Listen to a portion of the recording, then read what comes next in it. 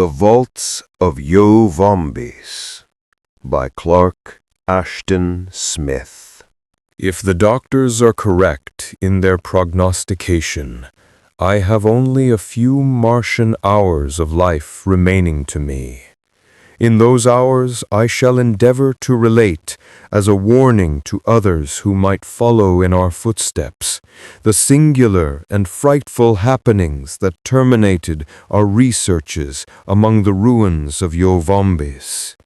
Somehow, even in my extremity, I shall contrive to tell the story, since there is no one else to do it.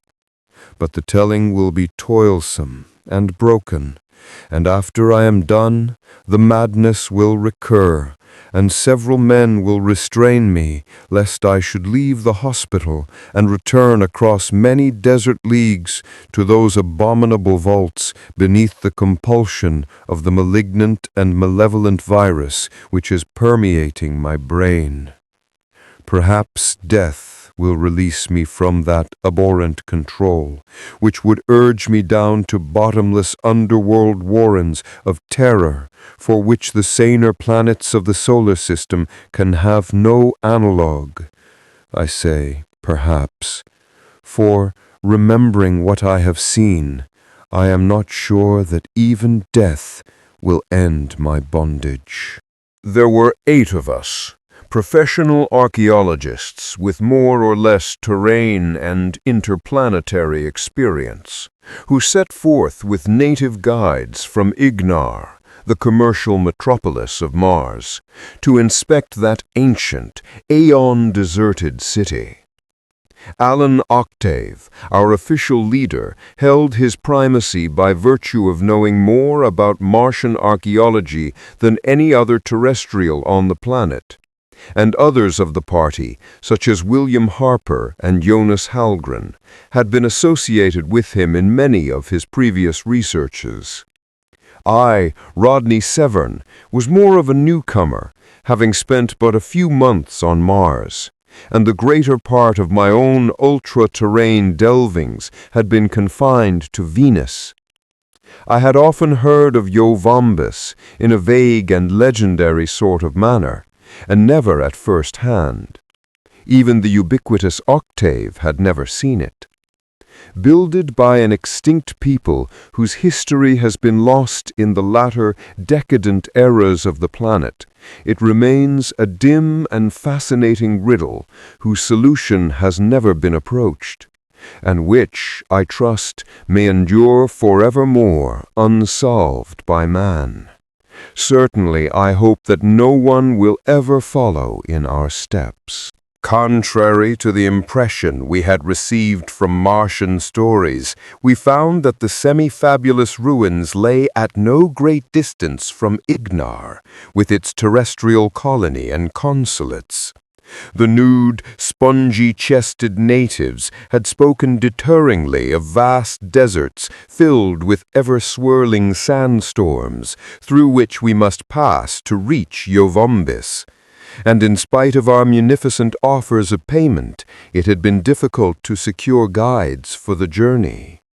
We had provisioned ourselves amply and had prepared for all emergencies that might eventuate during a long trip. Therefore, we were pleased as well as surprised when we came to the ruins after 7 hours of plodding across the flat, treeless, orange-yellow desolation to the southwest of Ignar. On account of the lesser gravity, the journey was far less tiring than one who is unfamiliar with Martian conditions might expect. But because of the thin, Himalaya-like air and the possible strain on our hearts, we had been careful not to hasten. Our coming to Yoh-Vombis was sudden and spectacular. Climbing the low slope of a league-long elevation of bare and deeply eroded stone, we saw before us the shattered walls of our destination, whose highest tower was notching the small, remote sun that glared in stifled crimson through the floating haze of fine sand. For a little, we thought that the domeless, three-angled towers and broken-down monoliths were those of some unlegended city, other than the one we sought. But the disposition of the ruins, which lay in a sort of arc for almost the entire extent of the low and Gneissic elevation, together with the type of architecture, soon convinced us that we had found our goal. No other ancient city on Mars had been laid out in that manner, and the strange, many-terraced buttresses of the thick walls, like the stairways of forgotten Anakim, were peculiar to the prehistoric race that had built Yoh-Vombis. Moreover, Yoh-Vombis was the one remaining example of this architecture, aside from a few fragments in the neighborhood of Ignar, which we had previously examined. I have seen the hoary, sky-confronting walls of Machu Picchu amid the desolate Andes, and the teocallis that are buried in the Mexican jungles. And I have seen the frozen, giant-builded battlements of Ugam on the glacial tundras of the nightward hemisphere of Venus. But these were as things of yesteryear, bearing at least the memory or the intimation of life, compared with the awesome and lithiferous antiquity, the cycle-enduring doom of a petrified sterility that seemed to invest Yoh-Vombis. The whole region was far from the life-giving canals beyond whose environs even the more noxious flora and fauna are seldom found, and we had seen no living thing since our departure from Ignar. But here, in this place of eternal bareness and solitude, it seemed that life could never have been. The stark, eroded stones were things that might have been reared by the toil of the dead to house the monstrous ghouls and demons of primal desolation. I think we all received the same impression as we stood staring in silence while the pale, Sawneys-like sunset fell on the dark and megalithic ruins. I remember gasping a little, in an air that seemed to have been touched by the irrespirable chill of death, and I heard the same sharp, laborious intake of breath from others of our party. "That place is deader than an Egyptian morgue," observed Harper. "Certainly it is far more ancient," Octave assented. "According to the most reliable legends, the Yorhis who built Yoh-Vombis were wiped out by the present ruling race at least 40,000 years ago." "There's a story, isn't there," said Harper, "that the last remnant of the Yorhis was destroyed by some unknown agency, something too horrible and outre to be mentioned even in a myth?" "Of course, I've heard that legend," agreed Octave. "Maybe we'll find evidence among the ruins to prove or disprove it. The Yorhis may have been cleaned out by some terrible epidemic, such as the Yashta pestilence, which was a kind of green mold that ate all the bones of the body, starting with the teeth and nails. But we needn't be afraid of getting it if there are any mummies in Yoh-Vombis. The bacteria will all be dead as their victims, after so many cycles of planetary desiccation. Anyway, there ought to be a lot for us to learn. The Ihais have always been more or less shy of the place. Few have ever visited it, and none, as far as I can find, have made a thorough examination of the ruins. The sun had gone down with uncanny swiftness, as if it had disappeared through some sort of prestidigitation rather than the normal process of setting. We felt the instant chill of the blue-green twilight, and the ether above us was like a huge, transparent dome of sunless ice, shot with a million bleak sparklings that were the stars. We donned the coats and helmets of Martian fur, which must always be worn at night, and going on to westward of the walls, we established our camp in their lee, so that we might be sheltered a little from the jar, that cruel desert wind that always blows from the east before dawn. Then, lighting the alcohol lamps that had been brought along for cooking purposes, we huddled around them while the evening meal was prepared and eaten. Afterwards, for comfort rather than because of weariness, we retired early to our sleeping bags, and the two Ihais, our guides, wrapped themselves in the cerement-like folds of gray bassa cloth, which are all the protection their leathery skins appeared to require, even in sub-zero temperatures. Even in my thick, double-lined bag, I still felt the rigor of the night air, and I am sure it was this, rather than anything else, which kept me awake for a long while and rendered my eventual slumber somewhat restless and broken. Of course, the strangeness of our situation and the weird proximity of those Aeonian walls and towers may in some measure have contributed to my unrest. But at any rate, I was not troubled by even the least presentiment of alarm or danger, and I should have laughed at the idea that anything of peril could lurk in Yoh-Vombis, amid whose undreamable and stupefying antiquities the very phantoms of its dead must long since have faded into nothingness. I remember little, however, except the feeling of interminable duration that often marks a shallow and interrupted sleep. I recall the marrow-piercing wind that moaned above us toward midnight, and the sand that stung my face like a fine hail as it passed, blowing from desert to immemorial desert. And I recall the still inflexible stars that grew dim for a while with that fleeing ancient dust. Then the wind went by, and I drowsed again with starts of semi-wakefulness. At last, in one of these, I knew vaguely that the small twin moons, Phobos and Deimos, had risen and were making huge and spectral shadows with the runes, and were casting an ashen glimmer on the shrouded forms of my companions. I must have been half asleep, for the memory of that which I saw is doubtful as any dream. I watched beneath drooping lids the tiny moons that had topped the domeless triangular towers, and I saw the far-flung shadows that almost touched the bodies of my fellow archaeologists. The whole scene was locked in a petrific stillness, and none of the sleepers stirred. Then, as my lids were about to close, I received an impression of movement in the frozen gloom, and it seemed to me that a portion of the foremost shadow had detached itself and was crawling toward Octave, who lay nearer to the ruins than we others. Even through my heavy lethargy, I was disturbed by a warning of something unnatural and perhaps ominous.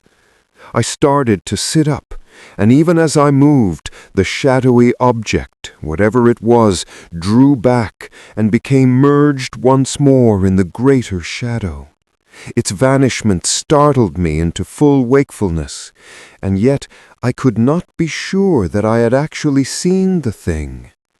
In that brief, final glimpse, it had seemed like a roughly circular piece of cloth or leather, dark and crumpled, and 12 or 14 inches in diameter, that ran along the ground with the doubling movement of an inchworm, causing it to fold and unfold in a startling manner as it went. I did not go to sleep again for nearly an hour, and if it had not been for the extreme cold, I should doubtless have gotten up to investigate and make sure whether I had really beheld an object of such bizarre nature or had merely dreamt it. I lay staring at the deep ebon shadow in which it had disappeared, while a series of fanciful wonderings followed each other in antic procession through my mind. Even then, though somewhat perturbed, I was not aware of any actual fear or intuition of possible menace. And more I began to convince myself that the thing was too unlikely and fantastical to have been anything but the figment of a dream. And at last I nodded off into light slumber. The chill, demoniac sighing of the Yar across the jagged walls awoke me, and I saw that the faint moonlight had received the hueless accession of early dawn. We all arose and prepared our breakfast with fingers that grew numb in spite of the spirit lamps. Then, shivering, we ate, while the sun leapt over the horizon like a juggler's ball. Enormous, gaunt, without gradations of shadow or luminosity, the ruins beetled before us in the thin light like the mausolea of primordial giants that abide from darkness-eaten aeons to confront the last dawn of an expiring orb. My queer visual experience during the night had taken on more than ever a phantasmagoric unreality, and I gave it no more than a passing thought and did not speak of it to the others. But even as the faint, distorted shadows of slumber often tinge one's waking hours, it may have contributed to the nameless mood in which I found myself, a mood in which I felt the unhuman alienage of our surroundings and the black, fathomless antiquity of the ruins, like an almost unbearable oppression.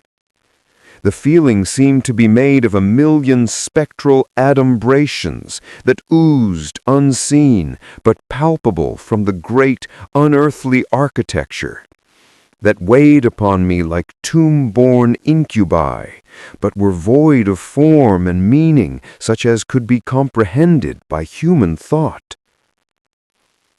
I appeared to move, not in the open air, but in the smothering gloom of sealed sepulchral vaults, to choke with a death-fraught atmosphere with the miasmata of eon-old corruption. My companions were all eager to explore the ruins, and of course it was impossible for me to even mention the apparently absurd and baseless shadows of my mood. Human beings on other worlds than their own are often subject to nervous and psychic symptoms of this sort, engendered by the unfamiliar forces, the novel radiations of their environment. But as we approached the buildings in our preliminary tour of examination, I lagged behind the others, seized by a paralyzing panic that left me unable to move or breathe for a few moments. A dark, freezing clamminess seemed to pervade my brain and muscles and suspend their inmost working. Then it lifted, and I was free to go on and follow the others. Strangely as it seemed, the two Martians refused to accompany us. Stolid and taciturn, they gave no explicit reason, but evidently nothing would induce them to enter Yoh-Vombis. Whether or not they were afraid of the ruins, we were unable to determine. Their enigmatic faces, with the small oblique eyes and huge flaring nostrils, betrayed neither fear nor any other emotion intelligible to man. In reply to our questions, they merely said that no Ihai had set foot among the ruins for ages. Apparently, there was some mysterious taboo in connection with the place. For equipment in that preliminary tour, we took along only a crowbar and 2 picks. Our other tools and some cartridges of high explosives we left at our camp, to be used later if necessary, after we had surveyed the ground. One or two of us owned automatics, but these also were left behind, for it seemed absurd to imagine that any form of life would be encountered among the ruins. Octave was visibly excited as we began our inspection and maintained a running fire of exclamatory comment. The rest of us were subdued and silent, and I think that my own feeling, in a measure, was shared by many of the others. It was impossible to shake off the somber awe and wonder that fell upon us from those megalithic stones. I have no time to describe the ruins minutely, but must hasten on with my story. There is much that I could not describe anyway, for the main area of the city was destined to remain unexplored. We went on for some distance among the triangular terraced buildings, following the zigzag streets that conformed to this peculiar architecture. Most of the towers were more or less dilapidated, and everywhere we saw the deep erosion wrought by cycles of blowing wind and sand, which in many cases had worn into roundness the sharp angles of the mighty walls. We entered some of the towers through high, narrow doorways, but found utter emptiness within. Whatever they had contained in the way of furnishings must long ago have crumbled into dust, and the dust had been blown away by the searching desert gales. On some of the outer walls there was evidence of carving or lettering, but all of it was so worn down and obliterated by time that we could trace only a few fragmentary outlines, of which we could make nothing.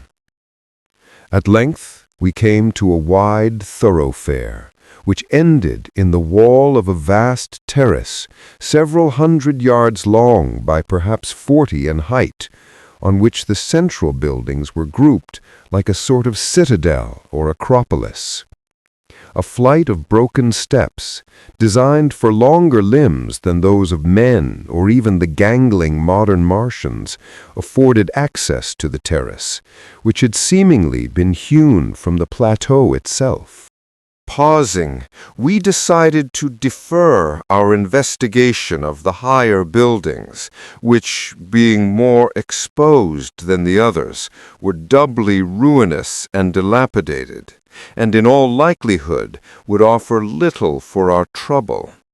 Octave had begun to voice his disappointment over our failure to find anything in the nature of artifacts or carvings that would throw light on the history of Yoh-Vombis. Then, a little to the right of the stairway, we perceived an entrance in the main wall, half choked with ancient detritus. Behind the heap of detritus, we found the beginning of a downward flight of steps.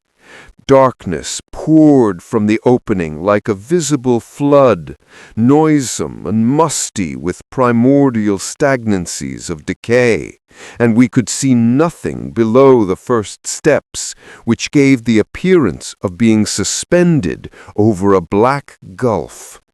Octave and myself and several others had brought along electric torches in case we should need them in our explorations.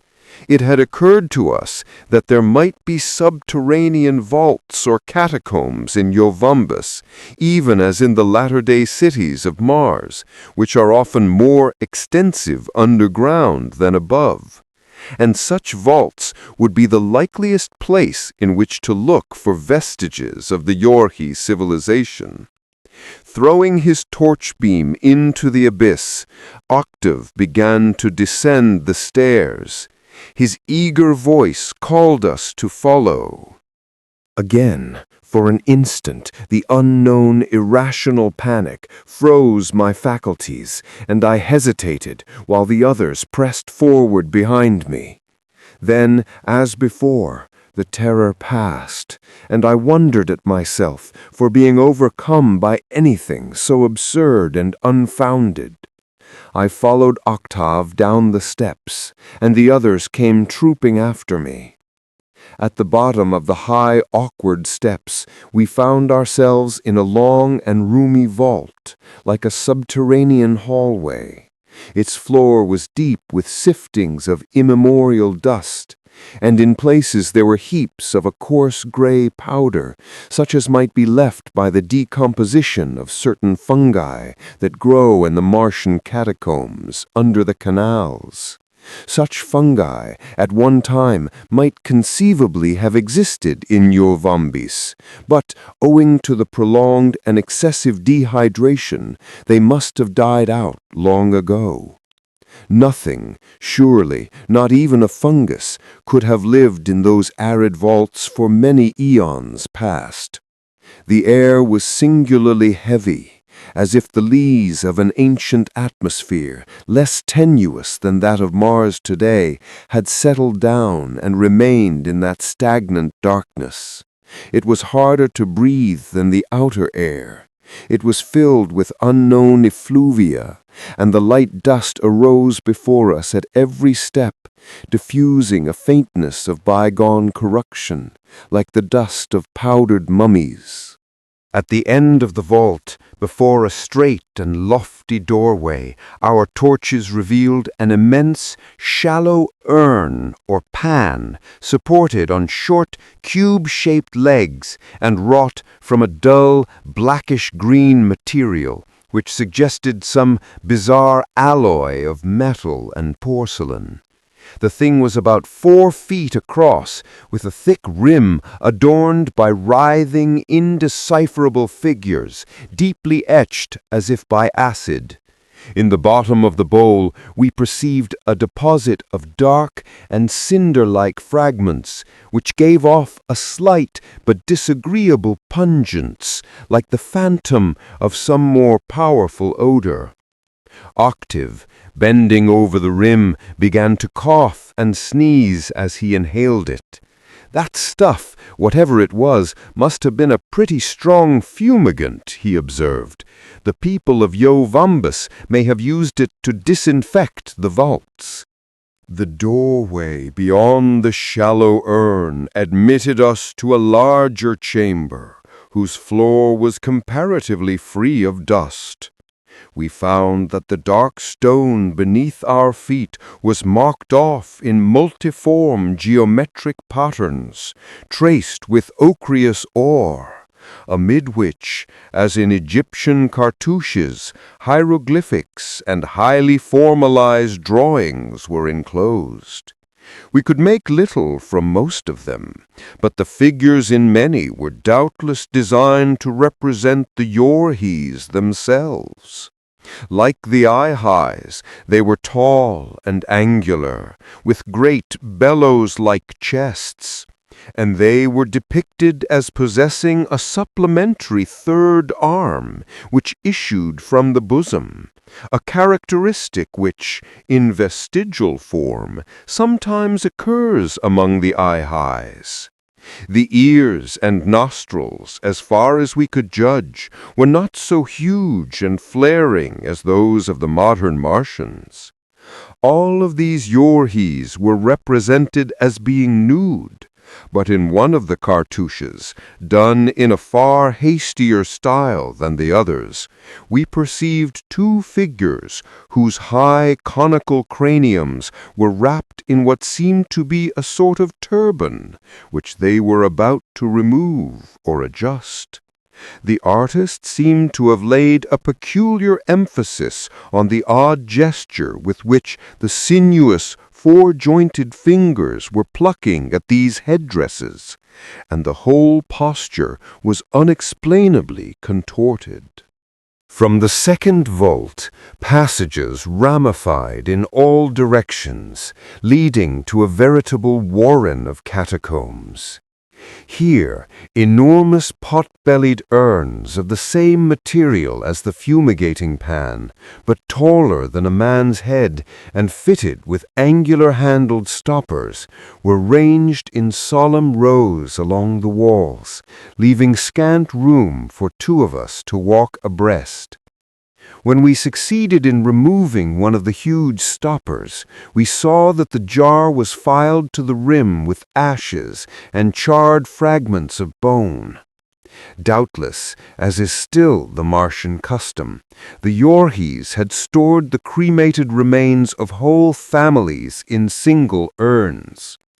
Even Octave became silent as we went on, and a sort of meditative awe seemed to replace his former excitement. We others, I think, were utterly weighed down to a man by the solid gloom of a concept-defying antiquity, into which it seemed that we were going further and further at every step. The shadows fluttered before us like the monstrous and misshapen wings of phantom bats. There was nothing anywhere but the atom-like dust of ages, and the jars that held the ashes of a long-extinct people. But clinging to the high roof in one of the further vaults, I saw a dark and corrugated patch of circular form, like a withered fungus. It was impossible to reach the thing, and we went on after peering at it with many futile conjectures. Oddly enough, I failed to remember at that moment the crumpled, shadowy object I had seen or dreamt the night before. I have no idea how far we had gone when we came to the last vault, but it seemed that we had been wandering for ages in that forgotten underworld. The air was growing fouler and more irrespirable, with a thick, sodden quality, as if from a sediment of material rottenness, and we had about decided to turn back. Then, without warning, at the end of a long, urn-lined catacomb, we found ourselves confronted by a blank wall. Here, we came upon one of the strangest and most mystifying of our discoveries, a mummified and incredibly desiccated figure standing erect against the wall. It was more than 7 feet in height, of a brown bituminous color, and was wholly nude except for a sort of black cowl that covered the upper head and drooped down at the sides in wrinkled folds. From the 3 arms and general contour, it was plainly one of the ancient Yorhis, perhaps the sole member of this race whose body had remained intact. We all felt an inexpressible thrill at the sheer age of this shriveled thing, which, in the dry air of the vault, had endured through all the historic and geologic vicissitudes of the planet to provide a visible link with lost cycles. Then, as we peered closer with our torches, we saw why the mummy had maintained an upright position. At ankles, knees, waist, shoulders, and neck, it was shackled to the wall by heavy metal bands so deeply eaten and embrowned with a sort of rust that we had failed to distinguish them at first sight in the shadow. The strange cowl on the head, when closely studied, continued to baffle us. It was covered with a fine, mold-like pile, unclean and dusty as ancient cobwebs. Something about it, I know not what, was abhorrent and revolting. "By Jove, this is a real find!" ejaculated Octave, as he thrust his torch into the mummified face, where shadows moved like living things in the pit-deep hollows of the eyes and the huge triple nostrils and wide ears that flared upward beneath the cowl.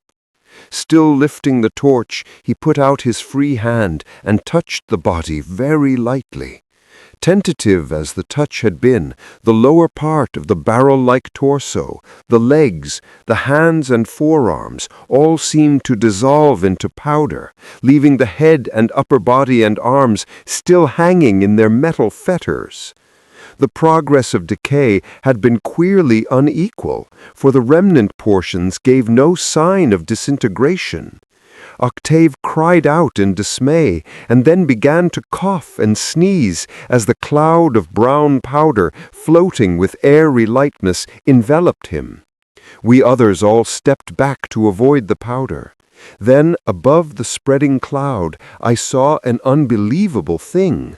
The black cowl on the mummy's head began to curl and twitch upward at the corners. It writhed with a verminous motion. It fell from the withered cranium, seeming to fold and unfold convulsively in mid-air as it fell. Then it dropped on the bare head of Octave, who, in his disconcertment at the crumbling of the mummy, had remained standing close to the wall. At that instant, in a start of profound terror, I remembered the thing that had inched itself from the shadows of Yoh-Vombis in the light of the twin moons, and had drawn back like a figment of slumber at my first waking movement. Cleaving closely as a tightened cloth, the thing enfolded Octave's hair and brow and eyes, and he shrieked wildly with incoherent pleas for help, and tore with frantic fingers at the cowl, but failed to loosen it. Then his cries began to mount in a mad crescendo of agony, as if beneath some instrument of infernal torture. And he danced and capered blindly about the vault, eluding us with strange celerity as we all sprang forward in an effort to reach him and release him from his weird encumbrance. The whole happening was mysterious as a nightmare, but the thing that had fallen on his head was plainly some unclassified form of Martian life, which, contrary to all the known laws of science, had survived in those primordial catacombs. We must rescue him from its clutches if we could. We tried to close in on the frenzied figure of our chief, which, in the far from roomy space between the last urns and the wall, should have been an easy matter. But darting away in a manner doubly incomprehensible because of his blindfolded condition, he circled about us and ran past to disappear among the urns toward the outer labyrinth of intersecting catacombs. "My God, what has happened to him?" cried Harper. "The man acts as if he were possessed." There was obviously no time for a discussion of the enigma, and we all followed Octave as speedily as our astonishment would permit. We had lost sight of him in the darkness, and when we came to the first division of the vaults, we were doubtful as to which passage he had taken, till we heard a shrill scream several times repeated in a catacomb on the extreme left. There was a weird, unearthly quality in those screams, which may have been due to the long, stagnant air or the peculiar acoustics of the ramifying caverns. But somehow I could not imagine them as issuing from human lips, at least not from those of a living man. They seemed to contain a soulless, mechanical agony, as if they'd been wrung from a devil-driven corpse. Thrusting our torches before us into the lurching, fleeing shadows, we raced along between rows of mighty urns. The screaming had died away in sepulchral silence, but far off we heard the light and muffled thud of running feet. We followed in headlong pursuit, but, gasping painfully in the vitiated, miasmal air, we were soon compelled to slacken our pace without coming in sight of Octave. Very faintly, and further away than ever, like the tomb-swallowed steps of a phantom, we heard his vanishing footfalls. Then they ceased, and we heard nothing except our own convulsive breathing, and the blood that throbbed in our temple veins like steadily beaten drums of alarm. We went on, dividing our party into 3 contingents when we came to a triple branching of the caverns. Harper and Hulgren and myself took the middle passage, and after we had gone on for an endless interval without finding any trace of Octave, and had threaded our way through recesses piled to the roof with colossal urns that must have held the ashes of 100 generations, we came out in the huge chamber with the geometric floor designs. Here, very shortly, we were joined by the others, who had likewise failed to locate our missing leader. It would be useless to detail our renewed and hour-long search of the myriad vaults, many of which we had not hitherto explored. All were empty, as far as any sign of life was concerned. I remember passing once more through the vault in which I had seen the dark, rounded patch on the ceiling, and noting with a shudder that the patch was gone. It was a miracle that we did not lose ourselves in that underworld maze, but at last we came back to the final catacomb in which we had found the shackled mummy. We heard a measured and recurrent clangor as we neared the place, a most alarming and mystifying sound under the circumstances. It was like the hammering of ghouls on some forgotten mausoleum. When we drew nearer, the beams of our torches revealed a sight that was no less unexplainable than unexpected. A human figure with its back toward us and the head concealed by a swollen black object that had the size and form of a sofa cushion was standing near the remains of the mummy and was striking at the wall with a pointed metal bar. How long Octave had been there and where he had found the bar we could not know, but the blank wall had crumbled away beneath his furious blows, leaving on the floor a pile of cement-like fragments, and a small, narrow door of the same ambiguous material as the cinerary urns and the fumigating pan had been laid bare. Amazed, uncertain, inexpressibly bewildered, we were all incapable of action or volition at that moment.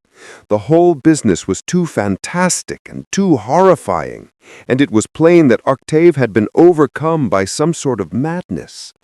I, for one, felt the violent upsurge of sudden nausea when I had identified the loathsomely bloated thing that clung to Octave's head and drooped in obscene tumescence on his neck.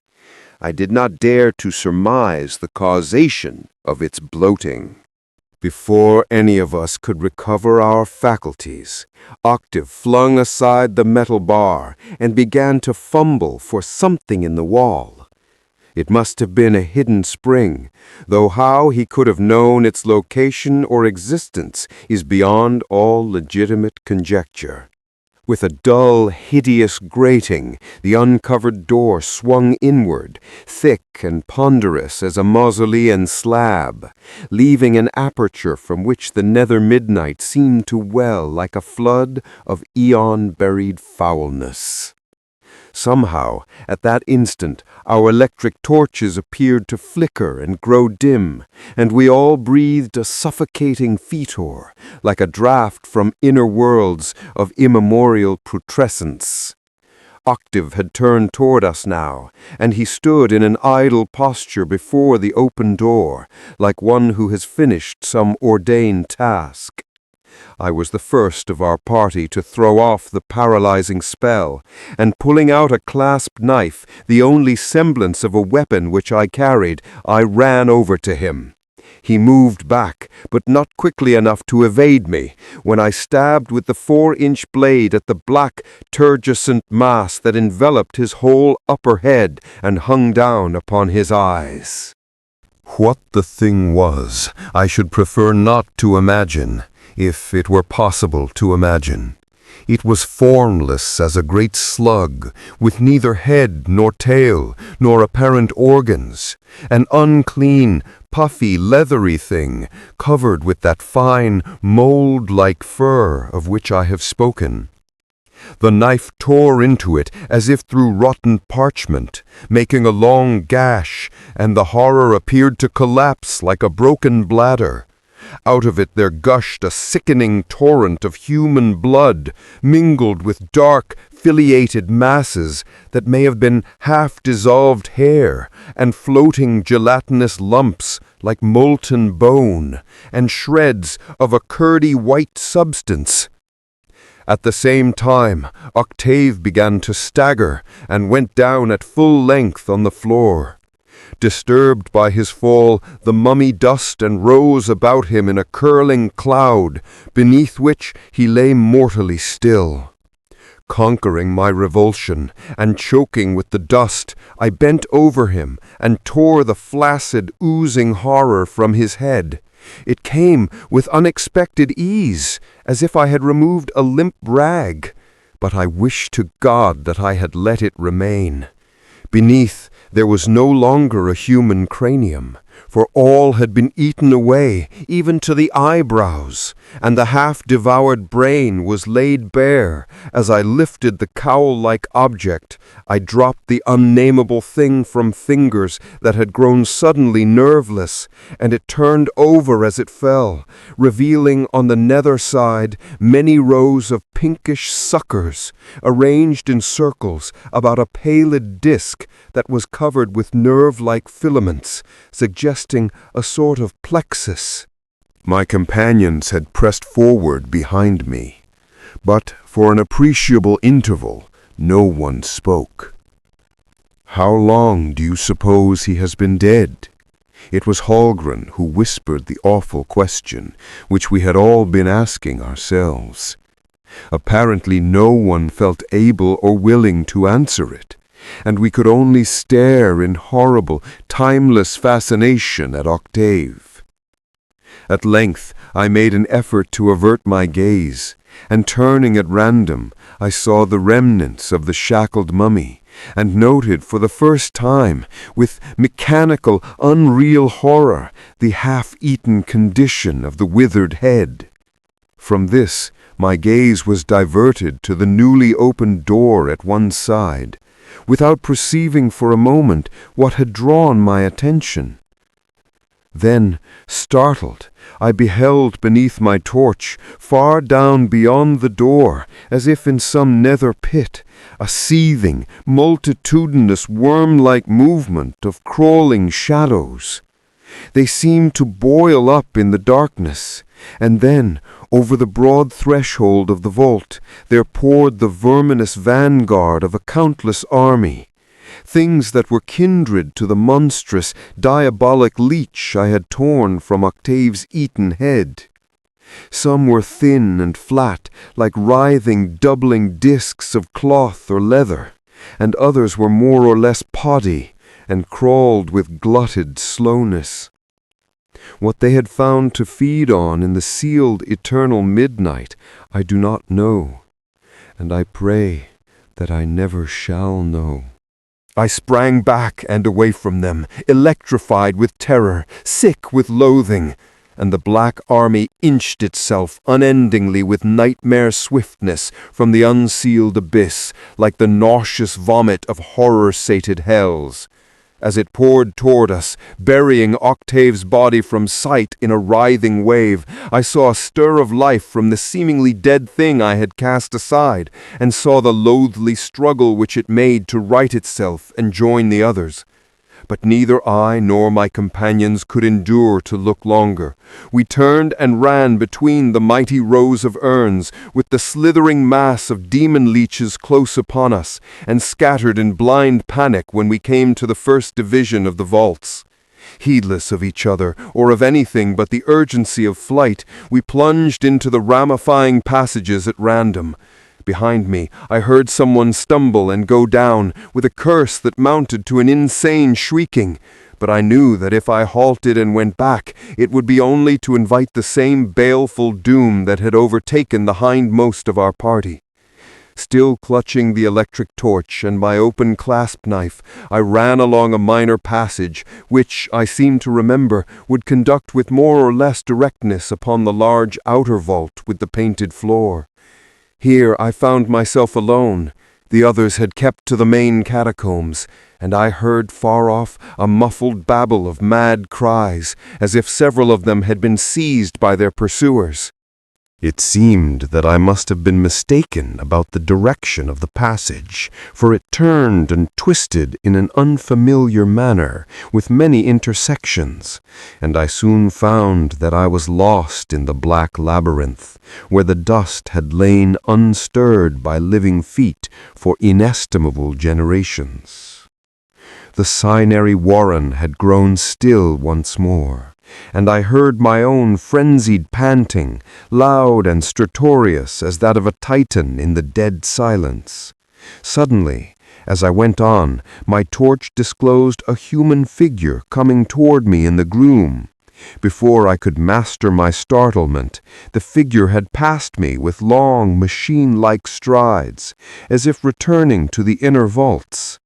I think it was Harper, since the height and build were about right for him, but I am not altogether sure, for the eyes and upper head were muffled by a dark, inflated cowl, and the pale lips were locked as if in a silence of tetanic torture or death.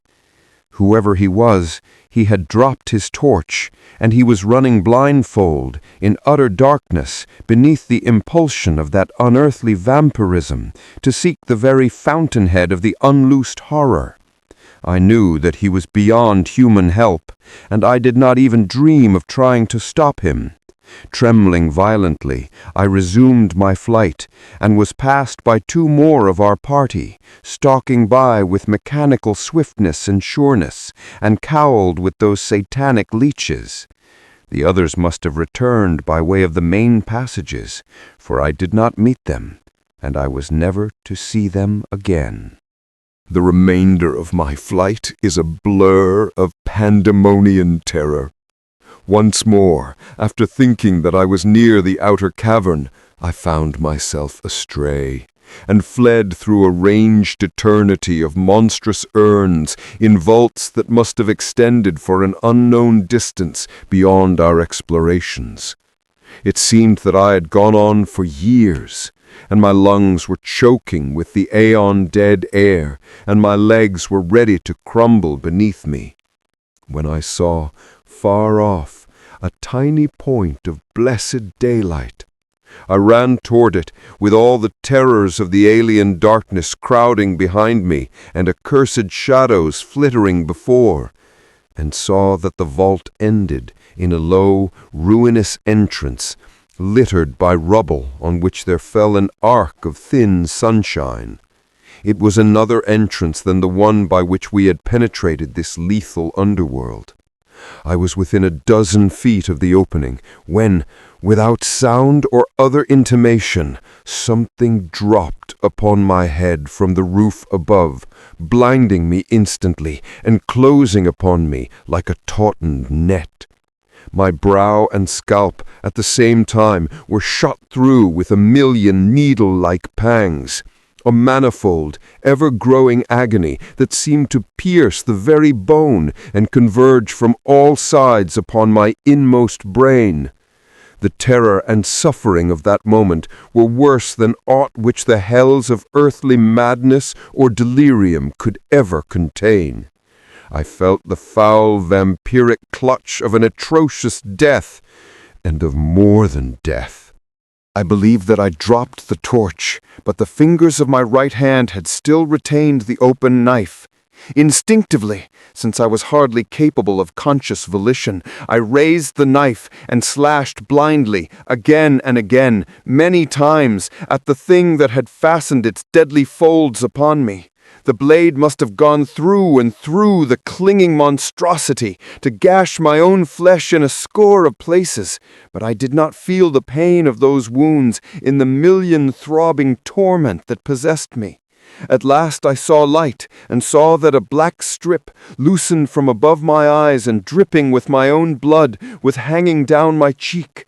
It writhed a little, even as it hung, and I ripped it away, and ripped the other remnants of the thing, tatter by oozing bloody latter, from off my brow and head. Then I staggered toward the entrance, and the wan light turned to a far, receding, dancing flame before me as I lurched and fell outside the cavern, a flame that fled like the last star of creation above the yawning, sliding chaos and oblivion into which I descended. I am told that my unconsciousness was a brief duration. I came to myself with the cryptic faces of the two Martian guides bending over me. My head was full of lancinating pains, and half-remembered terrors closed upon my mind like the shadows of mustering harpies. I rolled over and looked back toward the cavern mouth from which the Martians, after finding me, had seemingly dragged me for some little distance. The mouth was under the terraced angle of an outer building, and within sight of our camp. I stared at the black opening with hideous fascination, and descried a shadowy stirring in the gloom, the writhing, verminous movement of things that pressed forward from the darkness, but did not emerge into the light. Doubtless they could not endure the sun, those creatures of ultra-mundane night and cycle-sealed corruption. It was then that the ultimate horror, the beginning madness, came upon me. Amid my crawling revulsion, my nausea-prompted desire to flee from that seething cavern mouth, there rose an abhorrently conflicting impulse to return, to thread my backward way through all the catacombs, as the others had done, to go down where never men save they, the inconceivably doomed and accursed, had ever gone, to seek beneath that damnable compulsion a netherworld that human thought can never picture. There was a black light, a soundless calling in the vaults of my brain, the implanted summons of the thing, like a permeating and sorcerous poison. It lured me to the subterranean door that was walled up by the dying people of Yoh-Vombis to immure those hellish and immortal leeches, those dark parasites that engraft their own abominable life on the half-eaten brains of the dead. It called me to the depths beyond, where dwell the noisome, necromantic ones, of whom the leeches, with all their powers of vampirism and diabolism, are but the merest minions.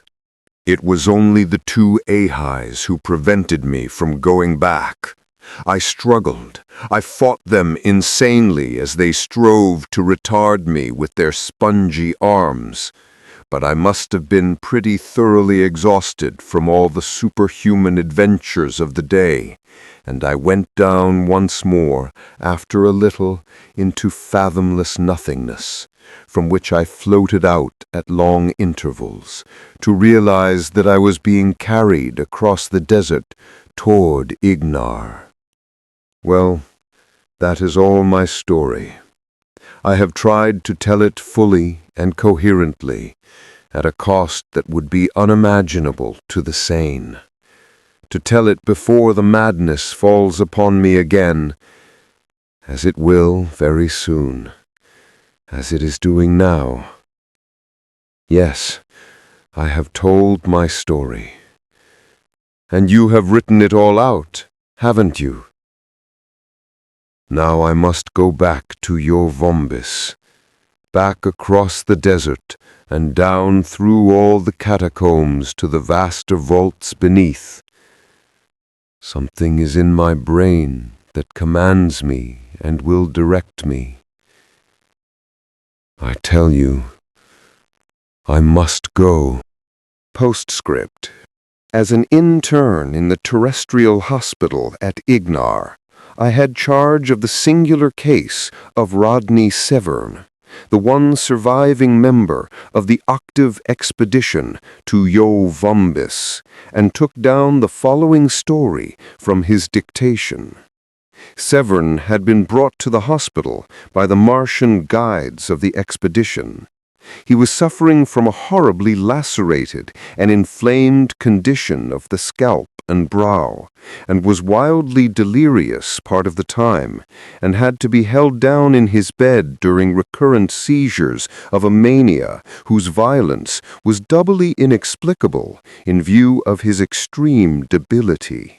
The lacerations, as will be learned from the story, were mainly self-inflicted.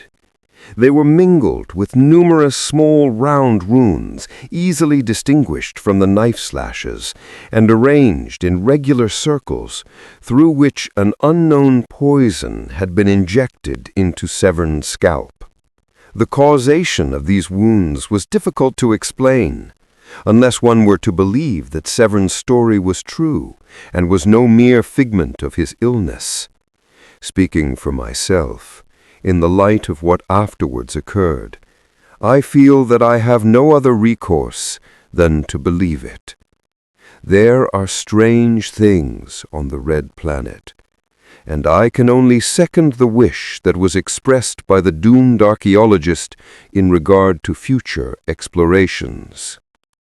The night after he finished telling me his story, while another doctor than myself was supposedly on duty, Severin managed to escape from the hospital, doubtless in one of the strange seizures at which I have hinted, a most astonishing thing, for he had seemed weaker than ever after the long strain of his terrible narrative, and his demise had been hourly expected. More astonishing still, his bare footsteps were found in the desert, going toward Yoh-Vombis, till they vanished in the path of a light sandstorm. But no trace of Severin himself has yet been discovered. You are in the Silver Library. If you enjoyed the experience, like and subscribe for more.